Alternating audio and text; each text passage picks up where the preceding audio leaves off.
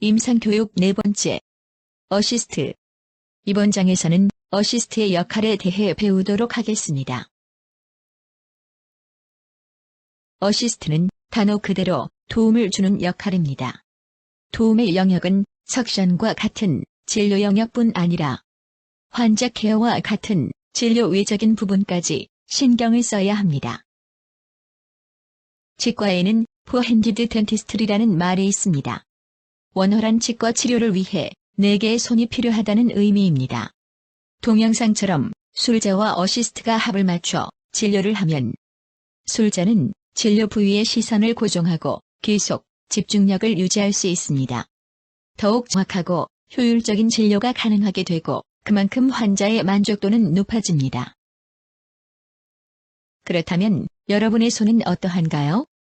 진료 중에 여러분의 손은 지나치게 쉬고 있지는 않나요? 4개의 손 중 2개는 여러분의 손입니다. 여러분은 진료 중 라이트 조절, 석션과 리트랙션, 기구나 재료의 준비, 기구의 전달 등의 역할을 해야 합니다. 진료 중에는 라이트를 잘 맞춰 술자에게 정확한 시야를 제공해야 합니다. 어시스트 위치에서의 시야와 술자 위치에서의 시야는 다르다는 것을 기억하고 술자가 잘 보일 수 있도록 라이트를 조절해야 합니다. 라이트는 비추고자 하는 부위에 수직으로 향하게 하는 것이 원칙입니다. 검진이나 스케일링 등 구강 전 영역을 비출 때는 바닥에 수직으로 라이트를 맞춥니다. 술자는 라이트로부터의 직접광과 미러를 통한 반사광을 통해 전 영역을 고루 볼 수 있습니다. 특정 영역을 진료할 때는 그 부위가 특히 잘 보이게 해야 하는데 진료 부위의 수직으로 라이트를 맞추려고 노력합니다. 실제로는 입술이나 볼 등에 의해 수직으로 라이트를 비추기가 힘든 경우가 많습니다. 상악은 아래에서 위로, 하악은 위에서 아래를 향해 비춘다고 생각하면 대부분의 경우 좋은 시야를 확보할 수 있습니다. 다음은 석션입니다.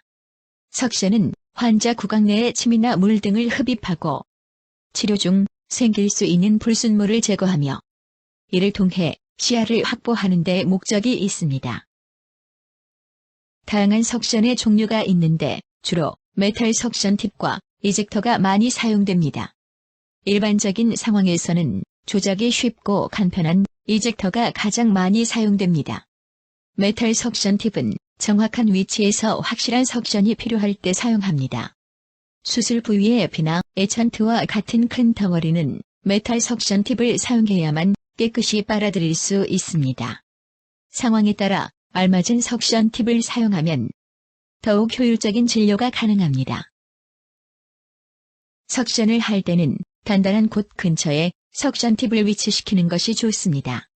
혀나 구강조와 같은 연조직에 석션이 닿을 경우 석션 구멍이 연조직으로 막혀 흡입이 제대로 되지 않고 연조직에 상처를 줄 수 있습니다. 구강 내에서 단단한 곳은 치아, 영국의 각화치은 등 원으로 표시한 곳을 제외한 부분입니다. 미러를 이용하여 리트랙션을 하며 미러 주변에 석션 팁을 위치시키는 것도 좋은 방법입니다. 석션을 할 때는 무리해서 할 필요는 없습니다. 구강 내로 너무 깊게 석션을 집어넣어 목젖을 건들거나 공간이 없는데 억지로 석션을 밀어넣으면 오히려 환자와 술자가 더 불편할 수 있으니 잠시 기다렸다가 공간이 나올 때 석션하는 것도 좋습니다. 석션으로 불순물을 제거할 때에는 메탈 석션 팁을 쓰는 것이 좋습니다. 이젝터에 비해 구멍이 크고 한 방향으로 나 있어 더욱 정확하고 강력한 석션이 가능합니다. 큰 덩어리는 석션보다는 핀셋으로 제거해야 석션 팁이나 배관이 막히지 않습니다. 불순물이나 피가 많은 경우에는 석션 중간중간 물을 빨아들여 막히는 것을 방지합니다. 석션을 할 때는 술자의 눈을 가리면 안 됩니다. 술자의 눈과 구강을 연결하는 공간은 석션을 하는 손으로 가리지 않도록 합니다. 석션 팁으로 술자의 기구도 건들지 않도록 해야 합니다. 치료 부위 근처에 타액이나 피, 물 등이 고여 있다면 적극적으로 흡입하여 치료 부위가 잘 보이게 합니다. 빛이 잘 들어오지 않거나 리트랙션이 필요할 때는 석션 팁으로도 리트랙션이 가능하니 참고하도록 합시다. 리트렉션은 입술이나 혀 등을 젖히는 것을 말하는데, 이를 통해 치과 기구로부터 환자를 보호할 수 있습니다. 리트렉션을 하면 직접적인 시야뿐 아니라 라이트가 더 잘 들어와 더 나은 시야를 확보할 수 있습니다. 기구를 적용할 수 있는 공간도 쉽게 얻어집니다.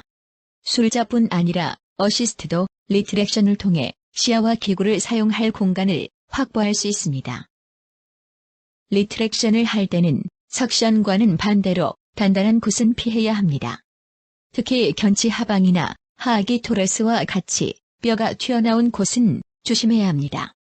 미러로 이런 돌출 부위를 누르면 아주 심한 통증을 유발합니다. 대부분 미러를 이용하여 리트렉션을 하면 석션 팁이나 핀셋, 손가락 등 무엇으로도 가능합니다. 기구나 재료를 준비하기 위해서는 진료 흐름에 대한 전반적인 순서와 이해가 필요합니다. 다음 과정을 머릿속으로 생각하며 술자보다 한 단계만 일찍 준비하면 됩니다. 지나치게 앞서 기구나 재료를 준비하면 진료 테이블이 산만해져 정작 필요한 기구나 재료를 찾는데 시간을 낭비할 수 있습니다. 진료의 효율성이 떨어질 수 있다는 것입니다. 기구를 전달할 때는 앞선 동영상처럼 술자는 진료 부위의 시선을 고정한 채 기구를 전달받아 바로 사용할 수 있어야 합니다.